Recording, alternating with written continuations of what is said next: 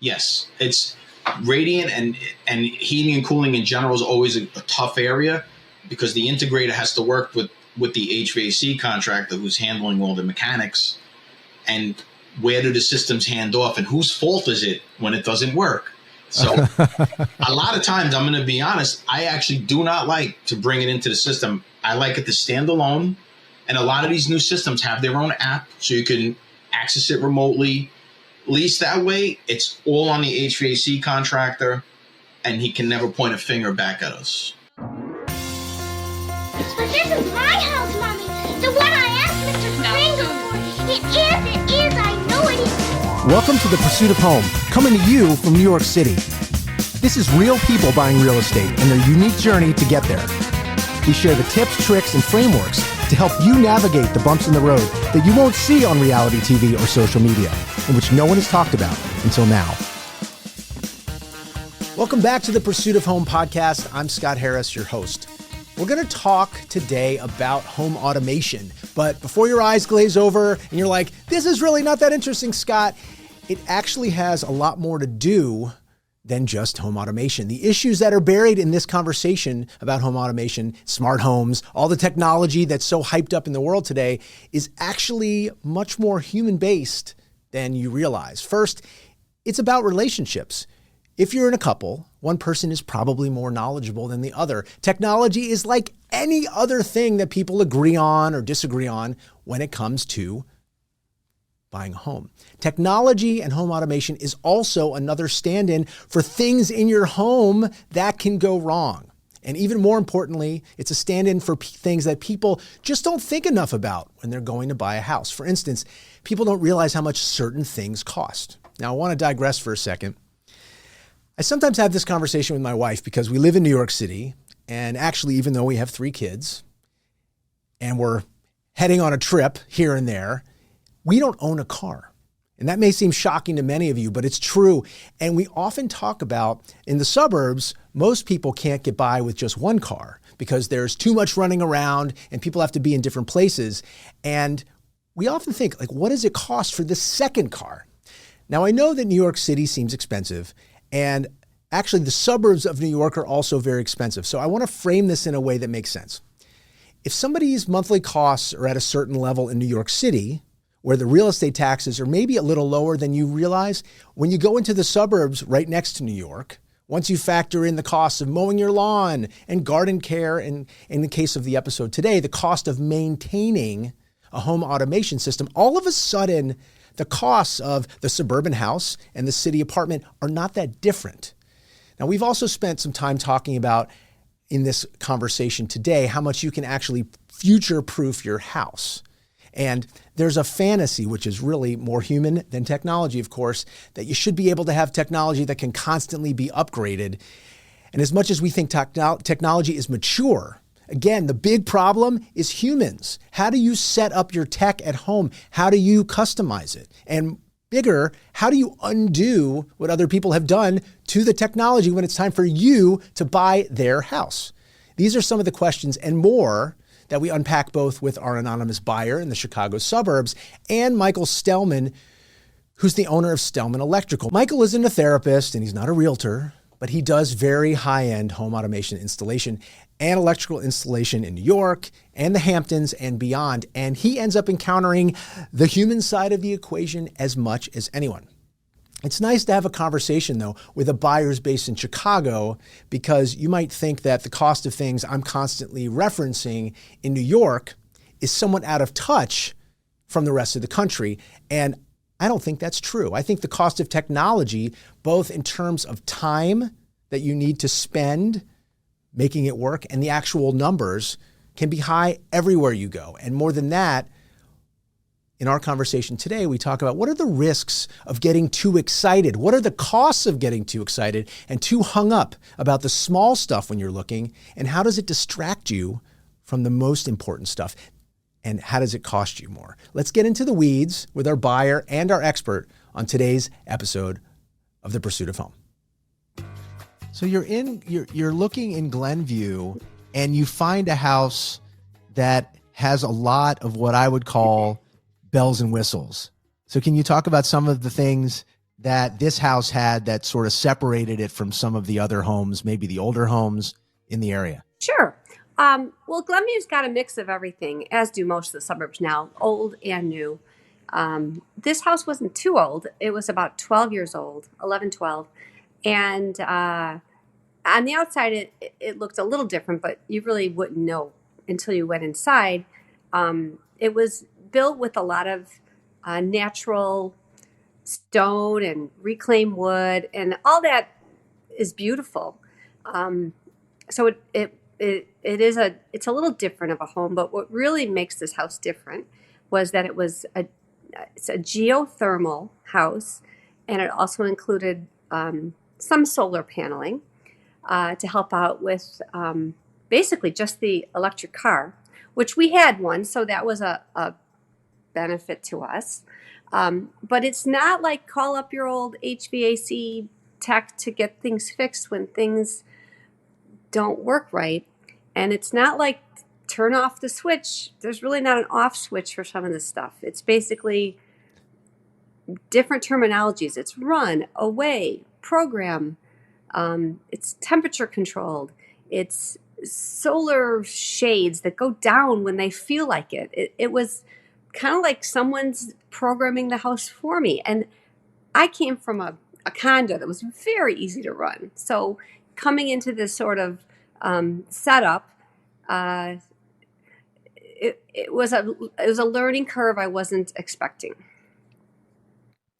And in terms of the learning curve, in terms of the sort of excitement of these technologies, which, if you're out there listening, it's really great to have an electric car. It's really great. Geothermal means that your electric costs might go way, way down because it sends there's this big system that goes deep in the earth. And so as I remember it, it's like, when it's hot outside, it can be cooler inside. It sort of works the opposite of the seasons. But were you and your husband kind of had different, did you have different approaches to technology? Was he more excited about this than you, or was he more knowledgeable in some way than you? Oh, he was way more excited than me. We have 2 young kids. I'm excited if they get to school on time. He was very excited to have this house and learn about it and use it to the best that it can be used. And the electric car, that was a big plus too, to have a house ready for it.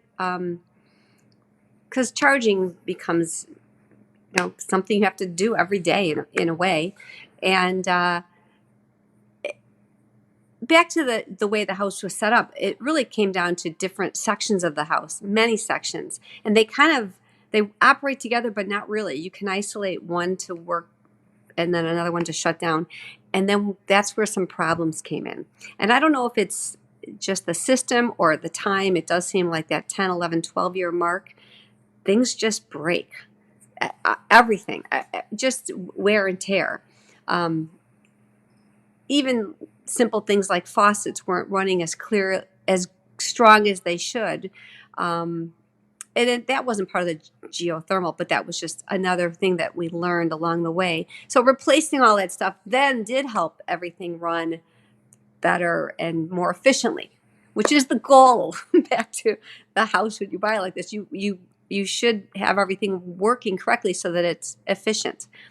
One of the things that wasn't working that no one caught, because during the inspection, I don't even know if the inspectors know how to operate this stuff correctly. It's not very common. But one of the things was the radiant flooring in the basement. Well, that does make a big difference in the heating of the entire house. So that wasn't something that was working.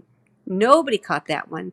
Oh, meaning like the heat rises. Literally, yes. So if the radiant heat in the bottom isn't working well, then you might get cold when you're on a higher floor. And right? Really, if the radiant flooring is heating is working correctly, it does heat the whole house.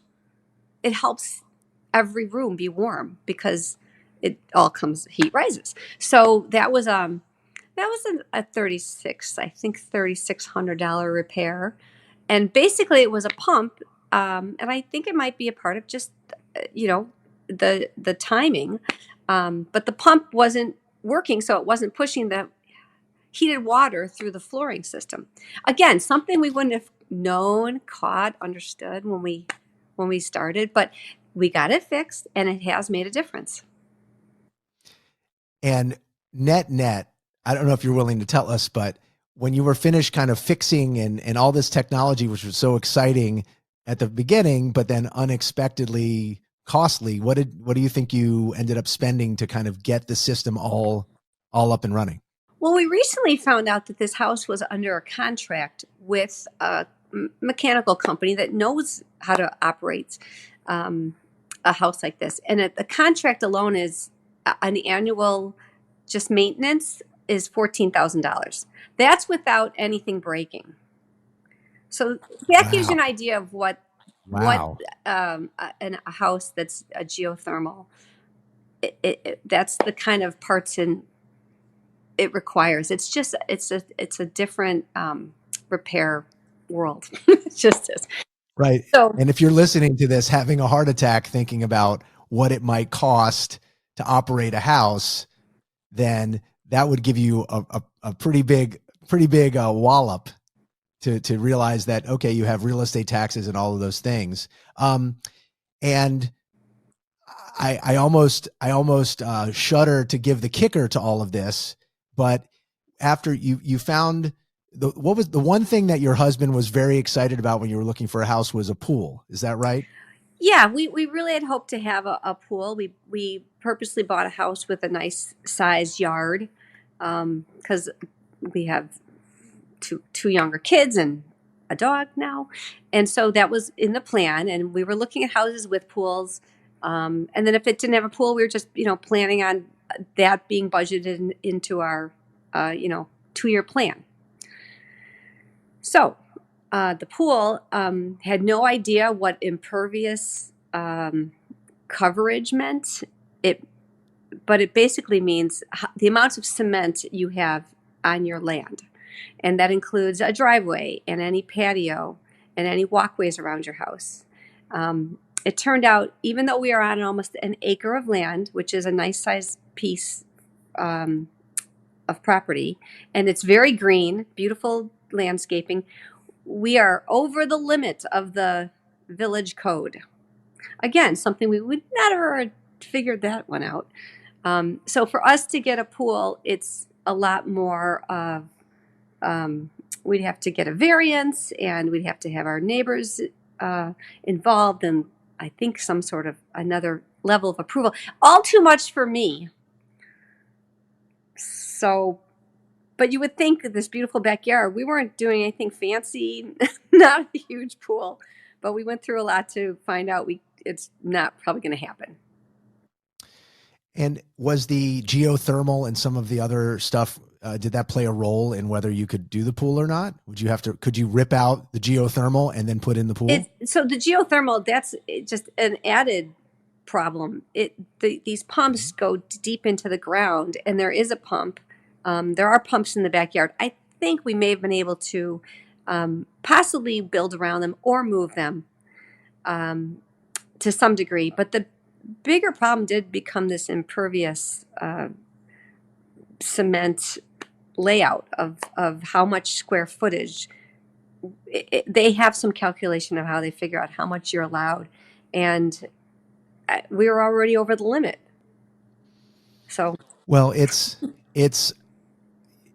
when it comes down, it's, you have this house that I know you said you've worked out the kinks, your kids are happy in their school, and you guys have, mostly gotten to the place. Have you, where you're enjoying things? Have you made peace with the fact that you may not have a pool? Well, I have. My husband's not giving up, and that's okay. We've actually identified maybe if we did move it out of one space, it might actually leave us more backyard room, which would be nice. So we will still examine it, but and we thought the geothermal could be a benefit to a pool to heat up the pool. So because we'd have the water, it's some huge tank system. So it's still a possibility. Well, we'll have to come back and see where things are in a couple of years. Yeah. But Dana, thanks so much for making some time for us. We've got a lot to unpack here, and with our listeners. Sure. So have a great day, and we'll and we'll talk to you Okay, soon. good luck to everybody. Thank you. Bye-bye. Bye. Wow. I wonder what I would do if I found out that I really wanted a swimming pool and then I might not be able to get it. I think I would be pretty upset. After the break, though, we're going to talk to Michael Stellman, who I've met through all my work in luxury real estate in New York City. We're going to talk about AV and all the things that you might want to be thinking about when it's time for you to buy. So stick around and we'll be right back. All right, we're back. I'm very excited to have Michael Stellman of Stellman Electrical on the podcast. Michael, how are you? Great. Yourself? I can't complain. It's rainy in New York today, but the flowers are blooming, and I'm excited to. It's a good day to be alive, you know. Yes, So you had a chance to listen to the conversation with Dana, the buyer who just purchased in and around in the suburbs of Chicago. The first thing I want to know is this: how often are people walking into somebody else's programming? How often is the seller, are they inheriting, or how often is the seller passing down this AV system to a new buyer? In the luxury market, I would say 70% chance the home will have it. It's kind of a standard in the high-end market. I would always suggest, on the pre-buying, as you walk through, look for the company sticker, maybe on the AV rack or something, to at least do a little research on who did the job before. Right. So if what AV company is not branding themselves when they're doing the work? I mean, everything I've ever seen, it's not too hard to find the company that was there. But at the same time, what is the learning curve for most users, most people who are buying a home? Is it pretty hard for people to figure out other people's programming? Yes, because usually programming is customized to the client, which is really what it's for. Really, what you want to do when you put the system, you want to customize it to their lifestyle.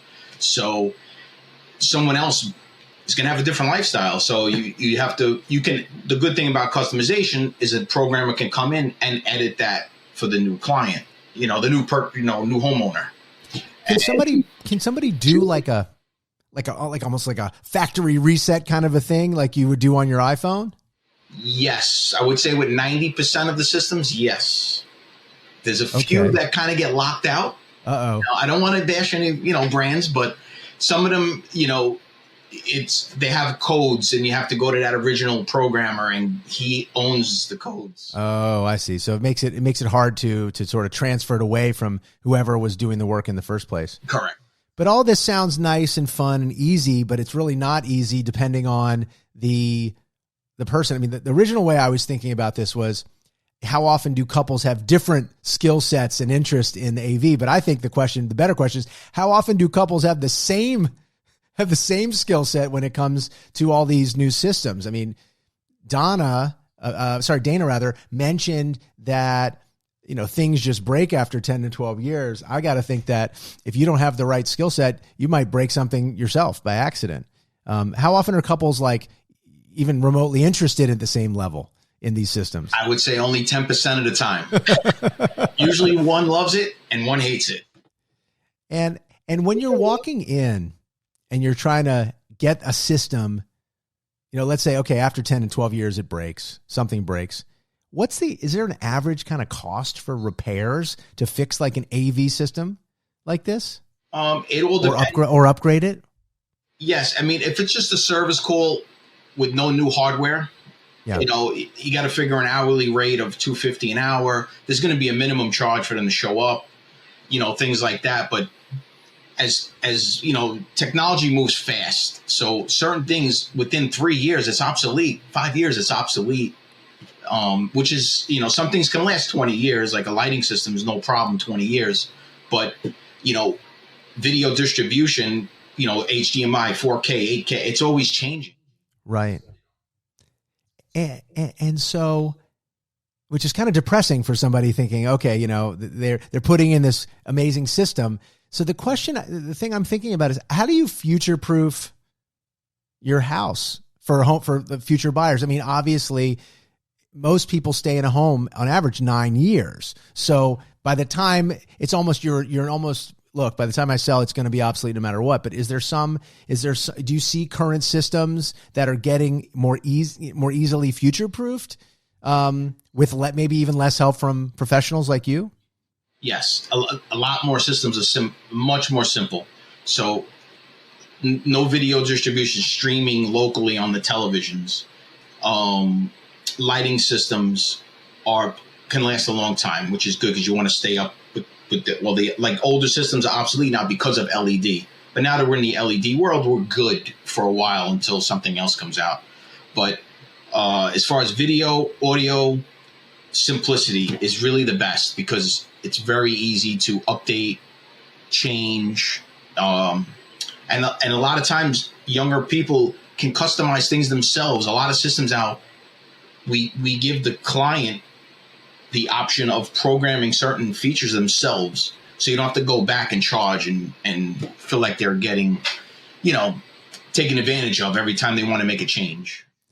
And these days, with everything in the house is so wireless, everything is wireless, but there's still some wires that have to get run around the house. I mean, you started, we spoke before, you started as an electrician and sort of grew into this. How much wiring is still happening in houses? Is it still very, very common? Still very common because wireless is more of a solution than if you have the option of hardwire, you always want to go that route.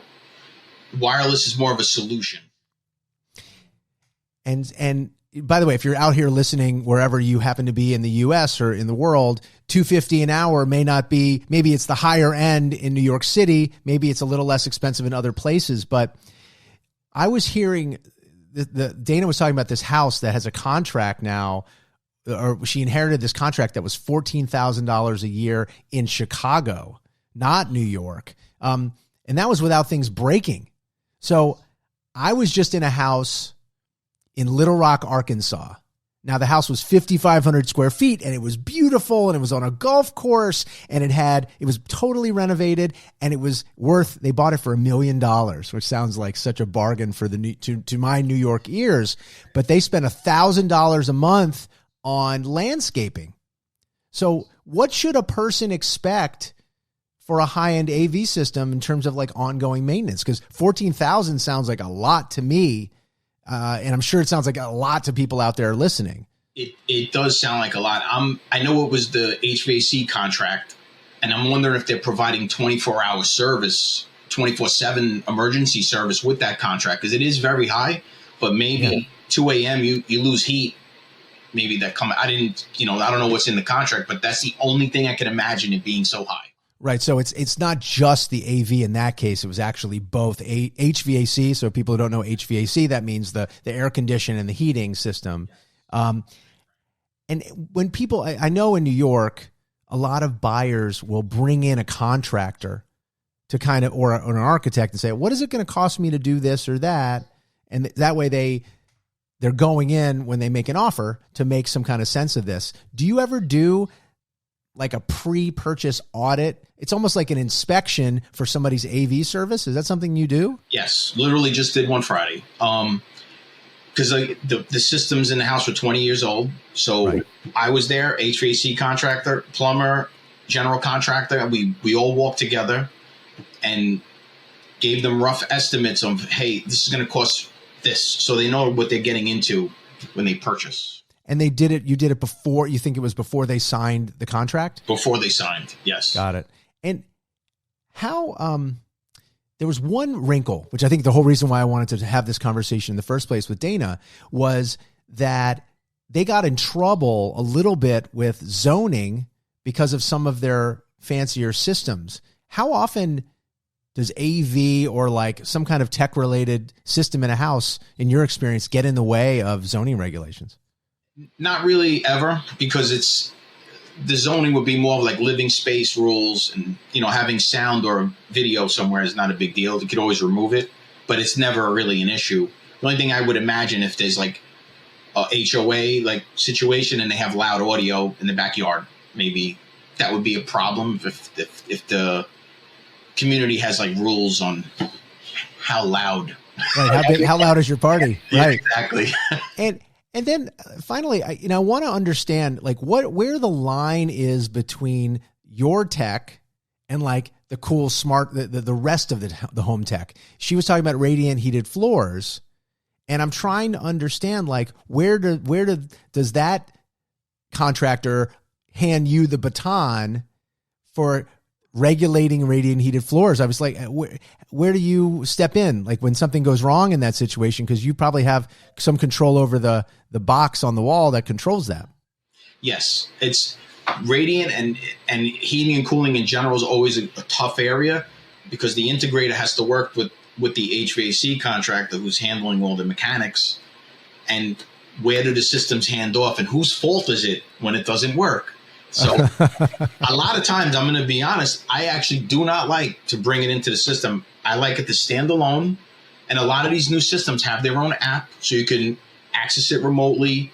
At least that way, it's all on the HVAC contractor, and he can never point a finger back at us. It's right. It's covering yourself later on, I guess. And if there were one, people who listen here, can be listening all over the country. So you're spending maybe $200,000 or $300,000 for a home versus here in New York, $500,000 hardly gets you a studio. There, it might get you a whole house. So, what would you, if there were one thing you would recommend for people as they're thinking about putting in tech or buying something, that already has it in the system? Is there any one thing that you might recommend as they think about that kind of a purchase? I would recommend just to see how they want to handle the systems. Some people don't have time. They're always busy with their own businesses. They'd rather just pay someone to meet the cable guy to swap out their cable boxes. But then there's people like, hey, I don't want to have to call you when I want to swap my cable box. So it really depends on the client and what level. If they want to not deal with the cable box, they should have an AV consultant they work with that they trust. If not, if they want to swap out their own cable boxes, let's say, I'm just using this as a general term, sure, they can, they keep the system simple so they're not married to the AV consultant. Got it. That's right. So you have to decide. And your longest, let's say, how long have you been working with your longest client? 15 years, 20 years? 16 years. Yeah, I got some old clients. Amazing. Well, Michael, thank you. Right. Thank you so much for being here. And I know you're bringing peace of mind to a lot of homeowners everywhere. So thanks for everything you do. Thank you. It was a pleasure being on. Thank you. I want to thank our anonymous buyer and Michael Stellman for getting into some of the things that don't tend to get discussed around inspections. Technology somehow misses that, and I'm going to talk a little bit about that in a second. But I just want to remind you, our buyers often will come in and want to be anonymous so they can speak more freely about their purchase and some of the details. And I'm just grateful that they're willing to come on. If you want to talk about your story and still be anonymous, that's great. But you can check out how to get in touch with us through the show notes. But before we get into that, or I should say before we jump to the end, there were some big takeaways that I put together from my conversation with Michael and our buyer. First, I would say you should certainly be concerned about waiving an inspection. And if you choose to waive an inspection when it's time to buy, you just need to know that that there are things that are always going to surprise you. And I think it's important as you look to buy that you plan for life to throw curveballs. And that's not to say that something always goes wrong, so to speak, but that just life is always throwing you curveball. That's the way it goes. So you should budget for surprises. We just had a closing that got delayed for 6 months because there was a surprise flood in the apartment the week before the closing. Nobody was happy about that, the sellers nor the buyers. But I wanted to make sure you caught this moment where in the possible inspections that behind the scenes, if something went wrong, that one inspector might point to another inspector. Oh, it's the HVAC person's fault. No, it's the tech person's fault. And the thing that he recommended, what Michael Stellman recommended, which I thought was so great, was to do an audit alongside your regular inspection. And again, it's not that you're going to catch everything, but that you have the best sense possible of what could be there, and then you can make sure that you're budgeting and factoring in. I mean, for some people, a $14,000 a year budget to maintain your home systems might be more than your real estate taxes, which is, so something you really want to make sure you take care of at the front end. And also just to remind you that a closing isn't always the end of the process, but in some ways the beginning of a new journey. And you just want to make sure that you go in with eyes open. So with that in mind, good luck in your pursuit of home. And we look forward to seeing you next time. That's our show for today. Thanks to our guests and experts for being here. If you like the podcast, we're produced by and part of the More Network, powered by Brown Harris Stevens. Check out all the amazing podcasts on the network talking about the New York City real estate market and beyond.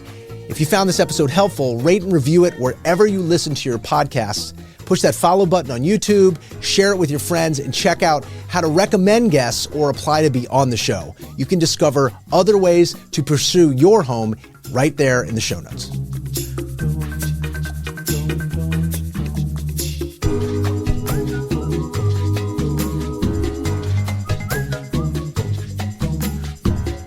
Real estate touches every aspect of our lives, from design and architecture to investing and the economy. Now there's a way to get all your real estate information in one place, the More Network. With more than 20 webcast series and podcasts, the Mastery of Real Estate Network is powered by Brown Harris Stevens, one of the country's most distinguished brokerages. Discover advice from notable entrepreneurs, compelling topics, and access top global real estate experts. Learn more about and subscribe to our YouTube and Apple podcasts by visiting getmorenetwork.com.